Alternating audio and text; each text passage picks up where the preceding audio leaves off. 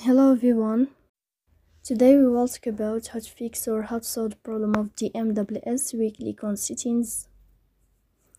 In this page we go to apps, default apps, app settings.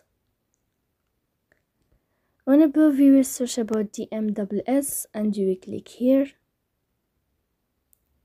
In this list of app info you will click on first stop and you will click OK. Here you will enter to the window of storage. Then we click on clear cache. But pay attention, don't click clear data because that can delete your account. Here you will go to Play Store.